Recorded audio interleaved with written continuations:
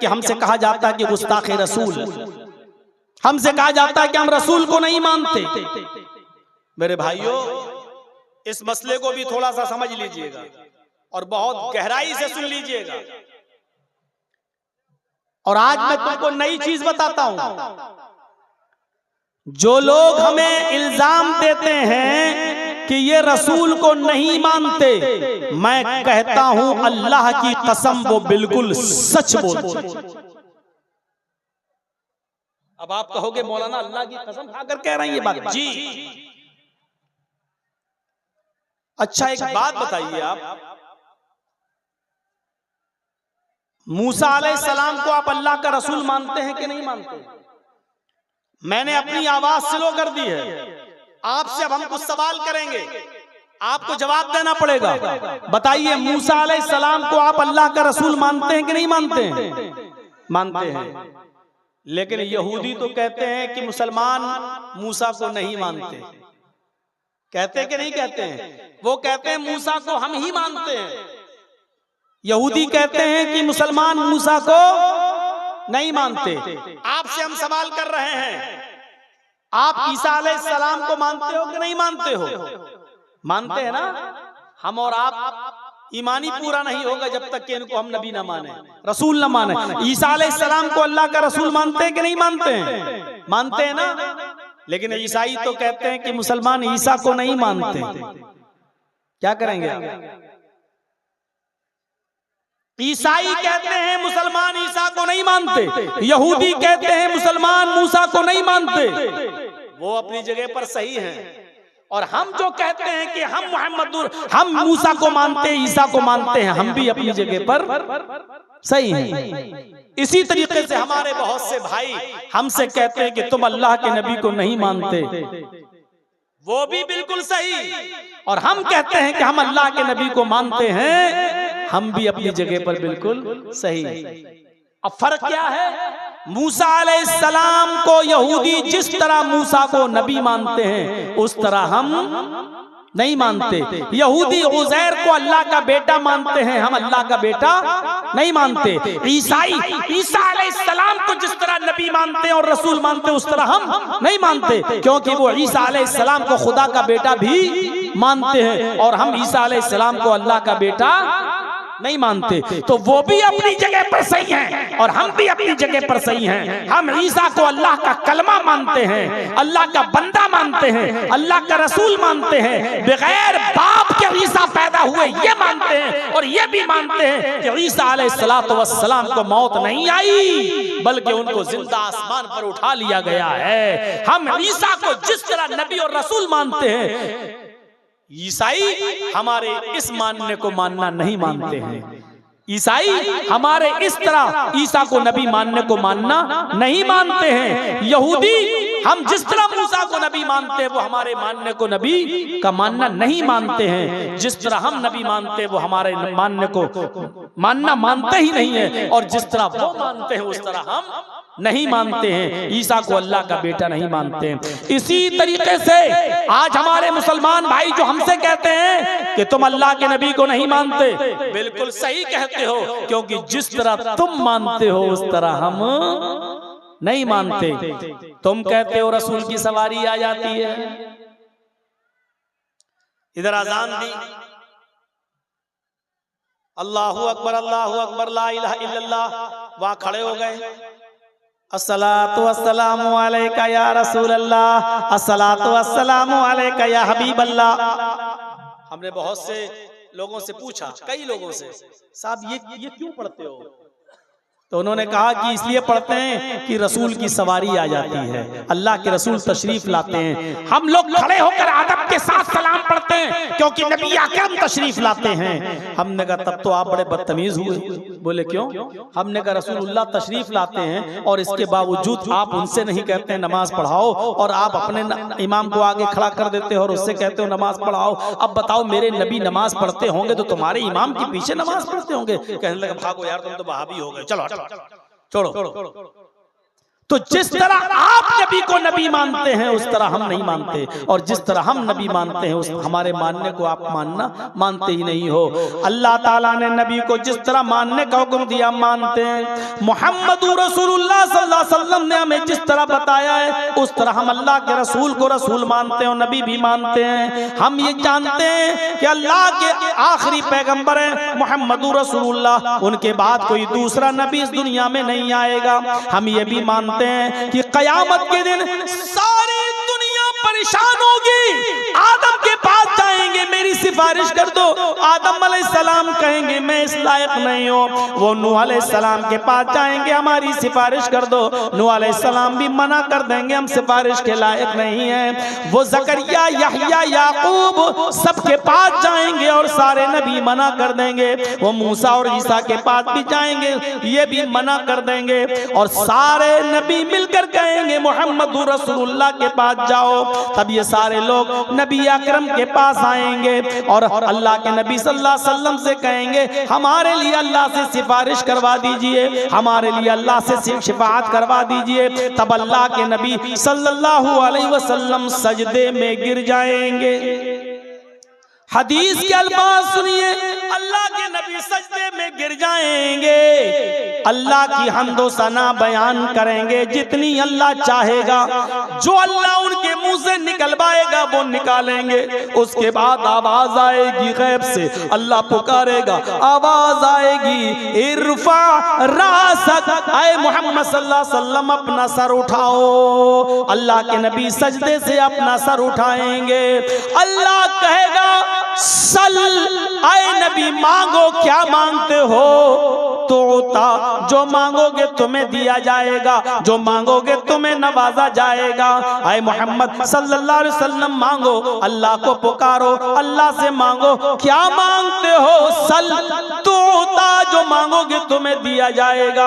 वशफी तो शफा, अगर सिफारिश करना चाहो तो सिफारिश भी करो, जिसकी शिफात करोगे कबूल की जाएगी। आप सिफारिश कीजिए, शिफात कबूल की जाएगी। अल्लाह के नबी फरमाते हैं उस वक्त मैं गुनाहगार उम्मतियों की सिफारिश करवाऊंगा, और मैं तो चाहूंगा कि सब बख्श दिए जाएं, लेकिन ये अल्लाह की मर्जी पर मौकूफ है। अल्लाह जितनों को चाहेगा बख्श देगा, अल्लाह जितनों को चाहेगा उनको बख्श देगा। तो अल्लाह ताला मेरी सिफारिश कबूल फरमाएगा। फरमाया अल्लाह के नबी सल्लल्लाहु अलैहि वसल्लम ने, इन्नी फरतुकुम अलल हौज, मैं हौज़े कौसर पर बैठा हूँगा, तुम्हारा मीरे कारवा हूँगा, तुम्हारे हौज़े कौसर पर बैठूंगा और तुम्हारा इंतजार करूंगा। वो हौज़े कौसर जिसका पानी बर्फ से ज्यादा ठंडा, बर्फ से ज्यादा ठंडा और शहद से ज्यादा मीठा और दूध से ज्यादा सफेद होगा, वो पानी होगा हौज़े कौसर। फरमाया मन शरिब लम यज़मा बादा, जो एक बार मेरे हाथ से पानी पी लेगा अर्शे महशर में, अरसे महशर में फिर उसको प्यास न लगेगी। मन शरिबा लम यज़मा अबदा, जो एक बार मेरे हाथ से पानी पी लेगा उसको 50,000 साल के उस दिन में, पूरे दिन में फिर प्यास नहीं लगेगी। लोग आते जाएंगे पानी पीते जाएंगे, लोग आते जाएंगे पानी पीते जाएंगे, लोग आते जाएंगे पानी पीते जाएंगे, मैं हर आने वाले को पानी पिलाता जाऊंगा।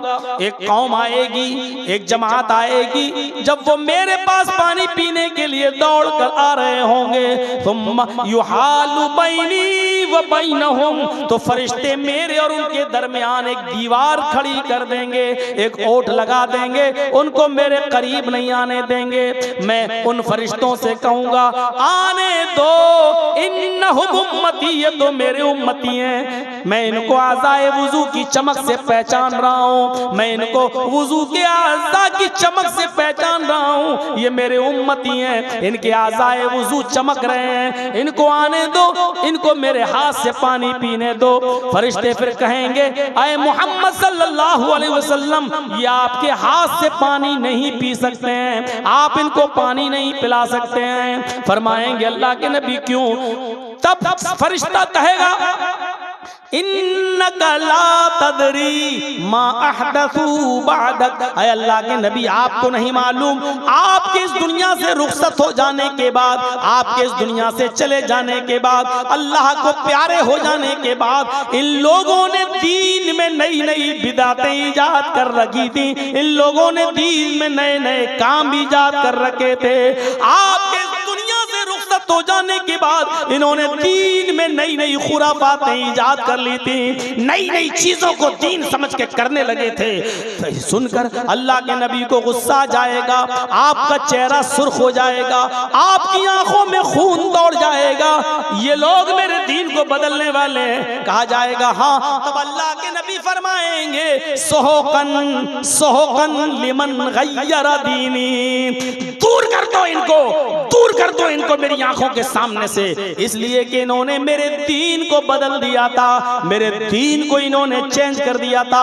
ये मेरे हाथ से पानी नहीं पिएंगे, इनको दूर कर दो मेरी आंखों के सामने। ये कोई मामूली चीज है? जब चाहो दीन का नाम लेकर कोई काम करने लगो और कह दो कि दीन है। मेरे भाइयों, दीन वही माना जाएगा जो जनाब मोहम्मद रसूलुल्लाह ने दिया है। दीन ना तुम्हारे बाप का चलेगा, ना मेरे बाप का चलेगा। दीन चलेगा तो फातिमा के बाप का चलेगा, दीन चलेगा तो हसन और हुसैन के नाना का चलेगा। हमारे और आपके जरिए दीन जो इजाद हुआ है, जो चल रहा है, दुनिया भर की खुराफातें उस दीन के अंदर हमने दाखिल कर दी हैं, वो दीन नहीं चलेगा। मेरे भाइयों, अल्लाह के नबी खाना बिस्मिल्लाह कहकर खाते थे, वही चलेगा। बिस्मिल्लाह व अला बरकतिल्लाह कहकर खाते थे, वही चलेगा।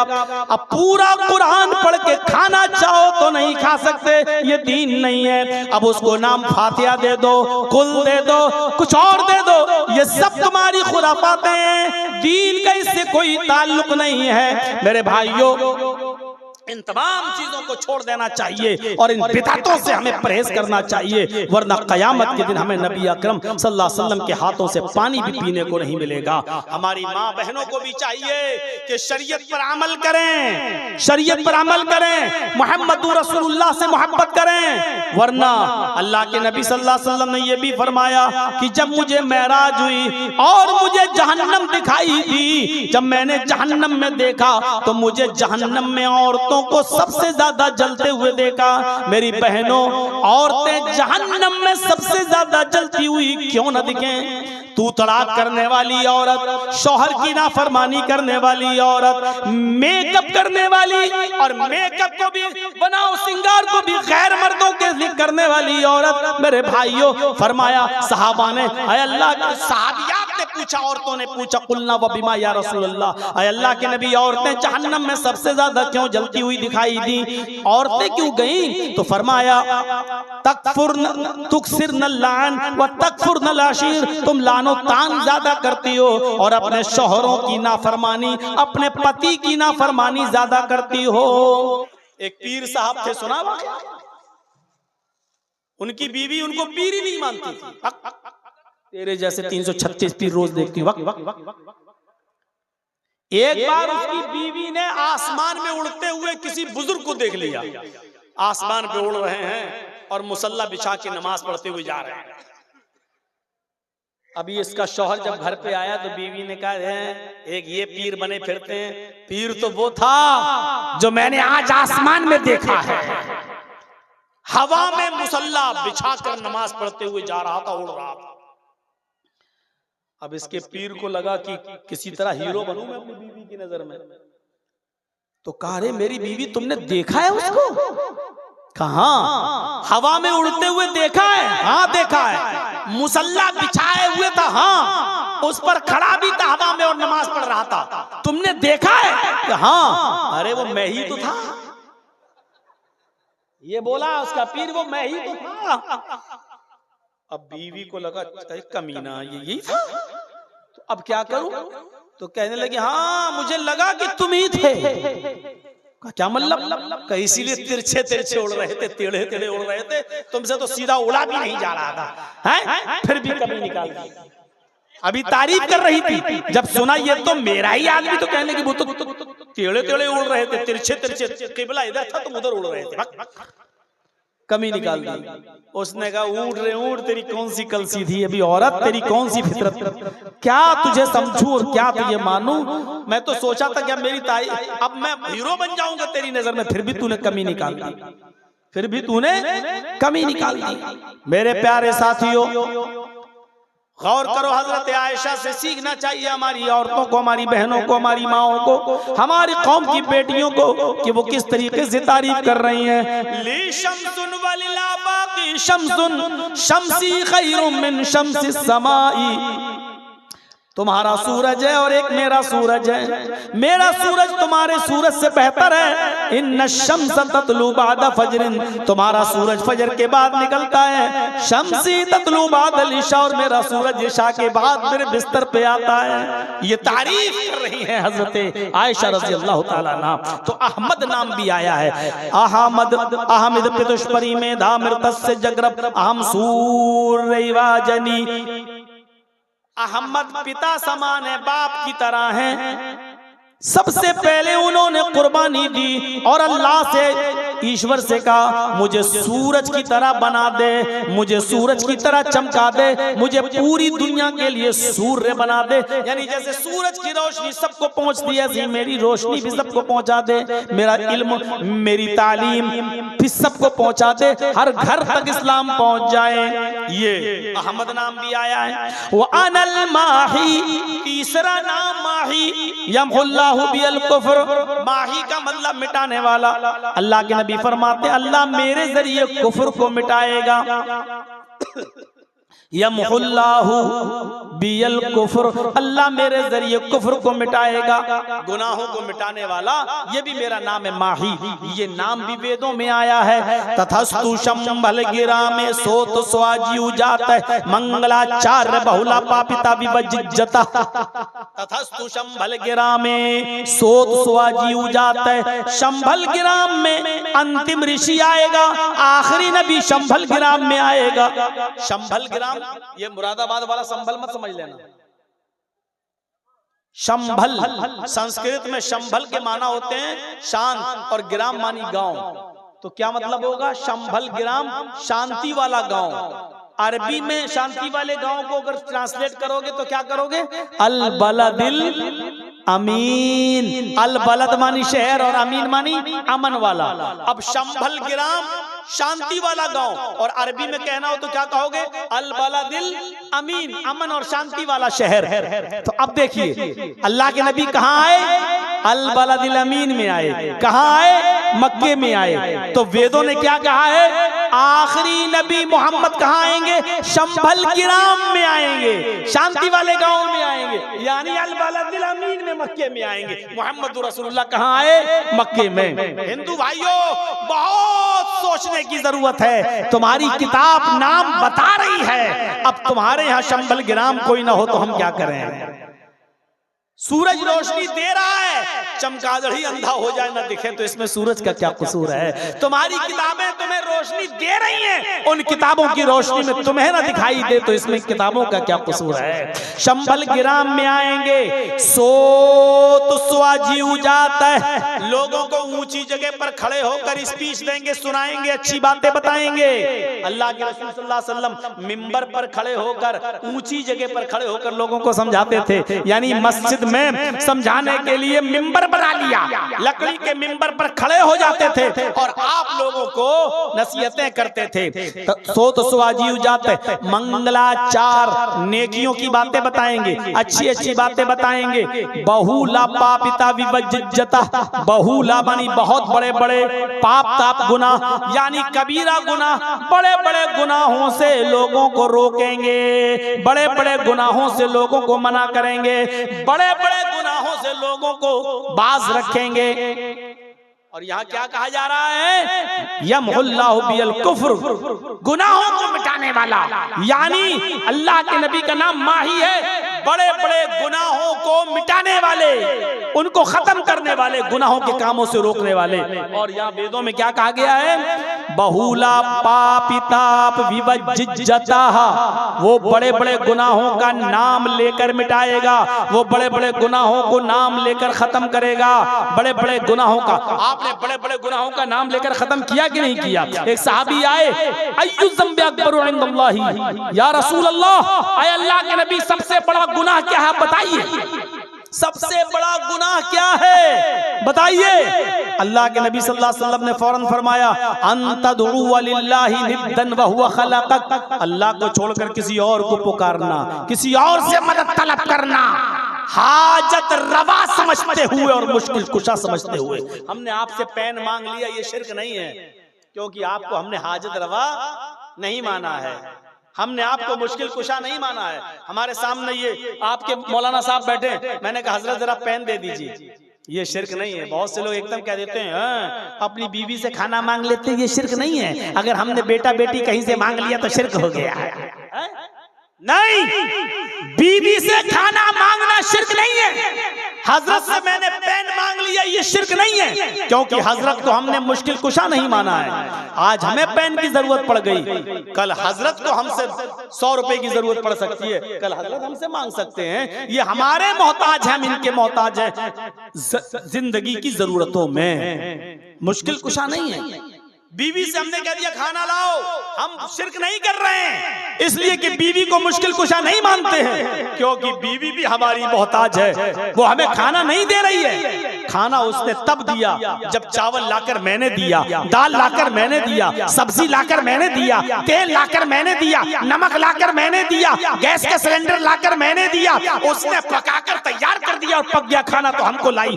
हम उसके मोहताज है, वो हमारी मोहताज है, इसलिए ये शिर्क नहीं है। लेकिन जब हम किसी से बेटा बेटी मांगते हैं, किसी के दर पे जाते हैं, तो हम उसको अपना मोहताज नहीं मानते हैं, बल्कि उसको हम मुश्किल कुशा मानते हैं, उसको हम हाजत रवा मानते हैं, और उसको हम औलाद देने वाला मानते हैं। और ये कहते हैं, ये नहीं मानते कि ये भी मेरा मोहताज है, ये भी मेरा मोहताज है, जबकि हकीकत में वही हमारा मोहताज है, हम उसके मोहताज नहीं हैं, क्योंकि अब वो कब्र में दफन है। हम उसके लिए दुआ करेंगे कि अल्लाह इस मरने वाले की बख्श दे, अल्लाह इसकी मग़फ़िरत फरमा, अल्लाह इस पर अपना रहम फरमा। इसलिए दुनिया में जितने भी बड़े बड़े बुजुर्गों के नाम हैं, लाइए कोई एक नाम, उनके नाम के आगे अगर आप रहमतुल्लाह अलैह न लेते हो तो बताइए, आप कोई एक नाम ले लीजिए। बड़े से बड़े पीर का नाम क्या है? अब्दुल कादिर जिलानी। क्या कहते हो आगे? रहमतुल्लाह अलैह। अरे आप तो खुद उनके लिए दुआ कर रहे हो यार। रहमतुल्लाह अलैह का मतलब क्या? अल्लाह की रहमत हो उन पर, अय अल्लाह तेरी रहमत हो उन पर। इसका मतलब यह है कि वो तुम्हारी दुआओं के मोहताज हैं, तो जो हमारी दुआओं का मोहताज हो वो हमें क्या देगा? समझ गए ना? इतनी मोटी सी बात समझ में नहीं आती है। ख्वाजा मोइनुद्दीन चिश्ती अजमेरी रहमतुल्लाह अलैह बहुत बड़े बुजुर्ग हैं, बुजुर्गी के हम इनकार नहीं कर रहे हैं, लेकिन उसके नाम के आगे क्या है? रहमतुल्लाह अलैह। अल्लाह की रहमत हो इनके ऊपर। मेरे भाइयों, अल्लाह के नबी बड़े बड़े गुनाहों का नाम ले लेकर मिटा रहे हैं। अंतदुआ लिल्लाहि निद्दन व हुवा खलक़क। फिर कुरान पढ़िए, फिर कुरान पढ़िए मेरे भाइयों। इस तरीके से अल्लाह रब्बुल आलमीन ने उन झूठे माबूदाने बातिला को रगड़ा है कि आप दंग रह जाएंगे। वल्लज़ीना तदऊन मिन दूनिही मा यमलिकून मिन क़ित्मीर। अल्लाह को छोड़कर तुम जिनको पुकार रहे हो, वल्लज़ीना तदऊन मिन दूनी, उसको छोड़कर तुम जिसको भी पुकार रहे हो, मा यमलिकून मिन क़ित्मीर, ये खजूर की गुठली के छिलके के भी मालिक नहीं है। मा यमलिकून मिन क़ित्मीर, ये खजूर की गुठली के छिलके के भी मालिक नहीं है। अल्लाह ने ऐसा रगड़ा कि खजूर का मालिक नहीं। अरे खजूर के ऊपर तो एक गूदा होता है, एक मग़ज़ होता है, वो बहुत बड़ी चीज है। फरमाया खजूर का मालिक होना तो बहुत बड़ी बात है। फरमाया वल्लज़ीना तदऊन मिन दूनिही मा यमलिकून मिन क़ित्मीर, खजूर के अंदर जो गुठली होती है ये उस गुठली के भी मालिक नहीं है। अरे गुठली भी बहुत बड़ी चीज, अल्लाह ने गुठली भी नहीं कहा है, इसलिए कि गुठली को पीस कर तो भूसा बनाया जा सकता है, उसको तो जानवर के खिलाने के काम आता है, उससे भी तो फायदा हासिल किया जाता है। अरे गुठली के भी नहीं, गुठली के ऊपर हल्का सा परत होता है, हल्का सा छिलका होता है, आप नाखून मारेंगे तब वो निकलेगा। फरमाया ये उस छिलके के भी मालिक नहीं है। वल्लज़ीना तदऊना मिन दूनिही मा यमलिकूना मिन क़ित्मीर। खजूर को छोड़ो, खजूर की गुठली भी छोड़ दो, खजूर की गुठली के छिलके के भी मालिक नहीं है। ऐसी जगह पहुंचा दिया अल्लाह रब्बुल आलमीन ने, ऐसी जगह पहुंचाया, इन्नल्लज़ीना तदऊना मिन दूनिल्लाहि लन यख़्लुक़ू ज़ुबाबा। अल्लाह को छोड़कर तुम जिनको पुकारते हो ये सब मिल जाएं, वलव इज्तमऊ लहू, सब मिल जाएं। अल्लाह को छोड़कर तुम जिनको पुकारते हो ये एक मक्खी भी पैदा करने की ताकत नहीं रखते। वलव इज्तमऊ, सब की सब जमा हो जाएं, कश्मीर से कन्याकुमारी तक, बरेली से बगदाद तक, पूरी दुनिया के सारे इकट्ठे हो जाएं, ये सब मिल जाएं तो एक मक्खी भी पैदा करने की ताकत नहीं रखते। अरे मक्खी पैदा करना तो दूर, मक्खी थोड़ी सी कोई चीज इनसे लेकर चली जाए, मिठाई से कुछ थोड़ा सा रस, थोड़ा सा शीरा चूस ले, थोड़ा सा शक्कर का एक दाना, चीनी का एक दाना ले जाए, अल्लाह कहता है व इन यस्लुबहुमुज़्ज़ुबाबु शैअन ला यस्तनक़िज़ुहु मिन्हु। तो ये उस मक्खी को पकड़कर जो चीज वो छीन कर ले गई, ये उससे वो चीज वापस लेने की भी ताकत नहीं रखते, वापस भी नहीं ले सकते। अब बहुत से लोग कहेंगे मौलाना ये बात तो अल्लाह ताला ने पत्थर की मूर्तियों के लिए कही है, ये बुजुर्गों के लिए नहीं कही है, ये नेक बंदों के लिए नहीं कही है, ये पत्थर की मूर्तियों के लिए कही। अल्लाह जानता था कि ऐसे लोग पैदा होंगे जो कमियां निकालेंगे, जो कहेंगे पत्थर की मूर्तियों के लिए कही, इसलिए अल्लाह ने साफ साफ कह दिया है इन्नल्लज़ीना तदऊना मिन दूनिल्लाहि इबादुन अम्सालुकुम। अल्लाह को छोड़कर तुम जिनको पुकार रहे हो वो पत्थर की मूर्तियां नहीं है, वो तुम्हारे ही जैसे बंदे हैं। इबादुन अम्सालुकुम, वो तुम्हारे ही जैसे बंदे हैं। तुम पत्थर की मूर्तियों से बेटा बेटी नहीं मांग रहे हो, अपने ही जैसे बंदों से बेटा बेटी मांग रहे हो। अल्लाह ने कहा इबादुन अम्सालुकुम, वो तुम्हारे ही जैसे बंदे हैं। पत्थर की मूर्तियों के बारे में ये कुरान की आयत नाजिल नहीं हुई है, बल्कि ये बुजुर्गों बंदों ही के लिए हुई है। अल्लाह को सब कुछ मंजूर है, लेकिन शिर्क बर्दाश्त नहीं है, शिर्क मंजूर नहीं है। No compromise. नमाजों में कमी होगी हम तुम्हें चाहे तो माफ कर देंगे, रोजे में कमी होगी हम चाहें तो तुम्हें माफ कर देंगे। हाँ, नमाज की, रोजों की, हज की, ज़कात की कमियां लेके आओगे हम हो सकता है तुम्हें माफ कर दें, लेकिन शिर्क लेके आओगे तो हम तुम्हें माफ नहीं करेंगे। इन्नल्लाह ला यग़फ़िरु अन युश्रका बिही व यग़फ़िरु मा दूना ज़ालिका लिमन यशा। अल्लाह शिर्क को माफ नहीं करेगा और उसके अलावा जिसको चाहेगा अल्लाह माफ कर देगा, लेकिन शिर्क को अल्लाह माफ नहीं करेगा। बड़े बड़े गुनाहों का नाम लेकर अल्लाह के नबी सल्लल्लाहु अलैहि वसल्लम ने मिटाया है, इसलिए आप बहुला पापिता विबज्जता, बड़े बड़े गुनाहों को मिटाने वाले होंगे। आपने मिटा, आप मोहम्मद भी थे, आप अहमद भी थे, आप माही भी थे। और मोहम्मद का माना क्या है? जिसकी सबसे ज्यादा तारीफ की जाए। देखिए दो लफ्ज हैं, मोहम्मद और अहमद। मोहम्मद का माना जिसकी तारीफ सबसे ज्यादा की गई हो, और अहमद का माना जिसने सबसे ज्यादा तारीफ की हो। दो लफ्ज याद रखिएगा, मोहम्मद जिसकी तारीफ सबसे ज्यादा की गई हो, और अहमद के माना जिसने अल्लाह की तारीफ सबसे ज्यादा की हो। ये दोनों नाम मोहम्मद पर फिट बैठते हैं सल्लल्लाहु अलैहि वसल्लम। अल्लाह के नबी की तारीफ सबसे ज्यादा की गई। इंसानों में, मखलूकात में सबसे ज्यादा किसका नाम लिया गया? मोहम्मदुर रसूलुल्लाह सल्लल्लाहु अलैहि वसल्लम का। आप सुबह उठते हैं, आप देखिए सुबह आँख खुली आप क्या पढ़ेंगे? अल्हम्दुलिल्लाहिल्लज़ी अहयाना बअदा मा मातना व इलैहिन नुशूर। ये सुबह उठते ही आपकी दुआ शुरू हो गई है। अब आप देखिए, अब आप सुबह उठने के बाद सबसे पहले वुजू बनाएंगे, बिस्मिल्लाह। जब बिस्मिल्लाह कहकर आप वुजू बनाएंगे तो वुजू के बाद की जो दुआ पढ़ेंगे उसमें मुहम्मदुर रसूलुल्लाह का नाम लेंगे। क्या कहेंगे? अशहदु अन्ना मुहम्मदन अब्दुहु व रसूलुहु। अल्लाह के नबी का नाम।